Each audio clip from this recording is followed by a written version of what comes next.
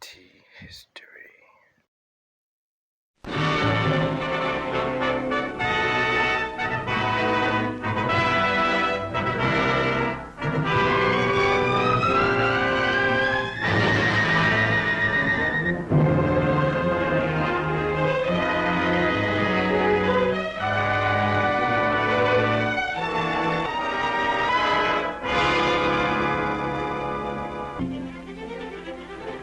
Here is the famous Berlin Sleeper on its way to raid Frosinone Aerodrome near Rome. The 103 bombing missions of this remarkable fortress include targets in France, Holland, Belgium, Tunisia, Italian Libya, Pantelleria, Sardinia, Sicily, and Italy. The Sleeper is now back in the States.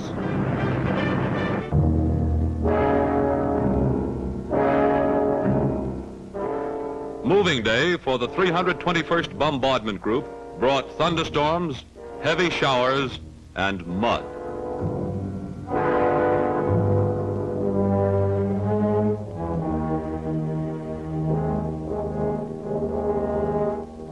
Planes, tractors, and men were bogged down to a snail's pace by the weather conditions.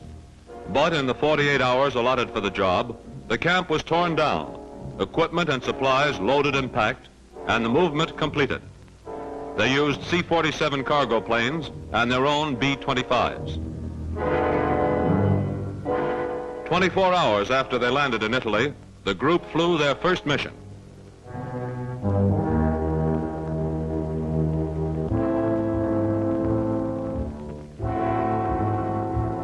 Thunderbolt crews at a fighter station of the 8th Air Force in Great Britain are detailed to escort flying fortresses on a bombing mission over Nazi Europe. While the pilots are briefed, ground crews have prepared the P-47s, loading machine gun ammunition, testing the guns,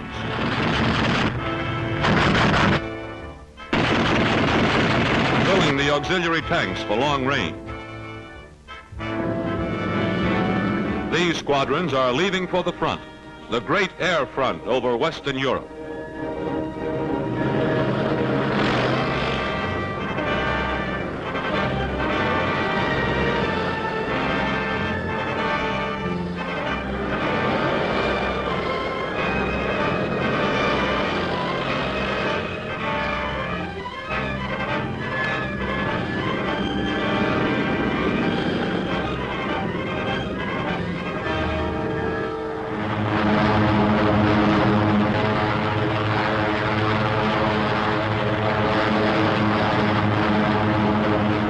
Heading east, they rendezvous at the appointed time and place with the heavy bombers.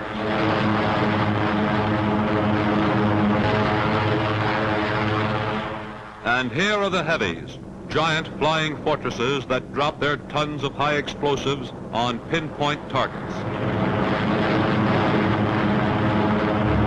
As an attack by German Messerschmitts and Focke-Wulfs is about to develop, the Thunderbolts peel off to intercept, to protect their bombers.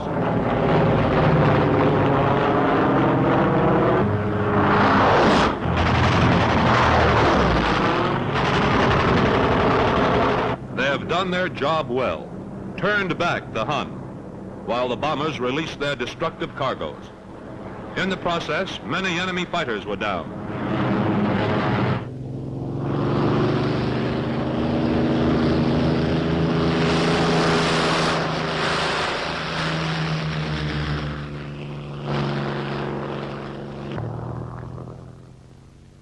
As soon as the pilot lands, his crew chief rushes up to hear the score.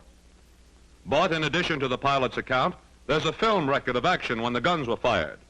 This camera, shooting alongside the fighters' guns, can give us precise evidence of what happened in the sky battle we've just seen. This roll of film will be rushed to the developer, and here's the story it tells.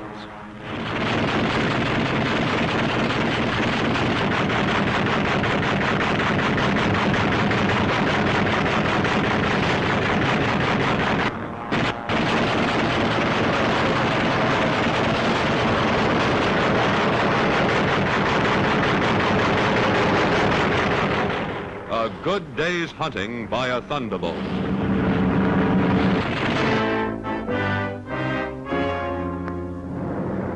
On the River Seine, halfway between Le Havre and Paris, is today's target, Le Trait. Objectives are power plants, boiler houses, repair shops, and shipyards.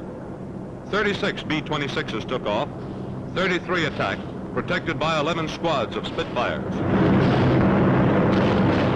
Workshops were hit with 40 tons of bombs.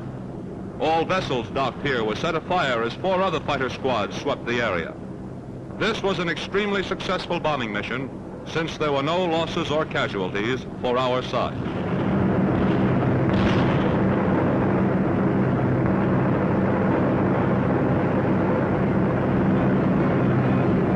On a mission over Saint-Nazaire, a fortress is attacked as she completes her bombing run.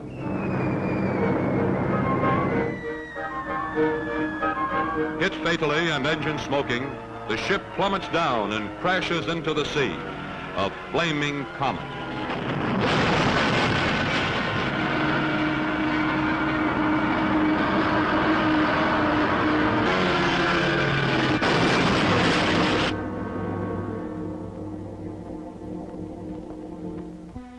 On a frosty English morning, an 8th Air Force crew trots to its plane, its engines turning over. The famous Memphis Belle.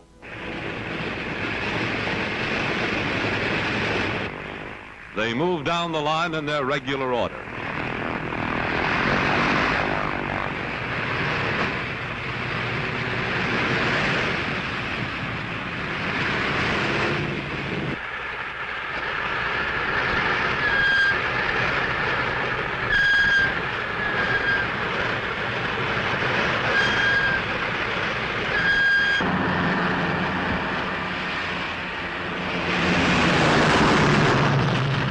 Mighty armada of flying fortresses is taking off in a major daylight raid against northern Germany. They're going to strike at the heart of the enemy, Wilhelmshaven, a big naval base just west of the Danish peninsula. As they pass over the Frisian Islands, the windows are winking in the sun. Crossing over the continent, they approach the target. The Germans light hundreds of smoke pots to hide the harbor installations, but they're too late.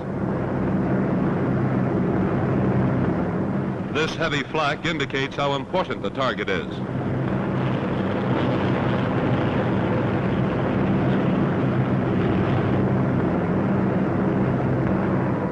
Bombs away! Now interceptors charge in. A battle royal takes place over the harbor. An 09 flashes by. The air is full of flak and Fokker-Wulfs and flying forts. Hits have been scored on ships, docks, and warehouses. The destruction is terrific. Continual German interception at the height of the bombing, trying every kind of attack.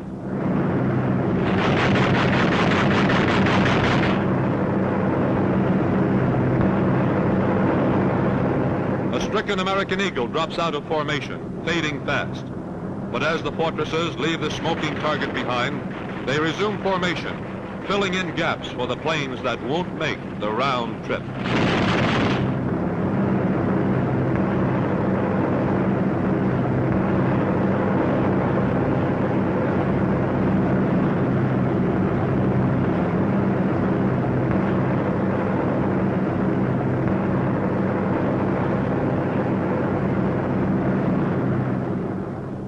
Feathering its prop, this fortress limps back.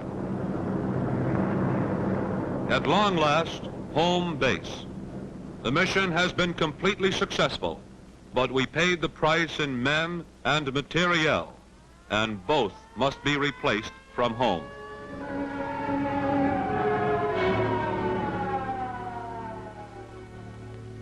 This bombardier got a piece of shrapnel when the nose of the fortress was blown away in exchange for the several tons of bombs left in Wilhelmshaven. But the sky was ours. The steady, relentless bombing of Germany went on without ceasing.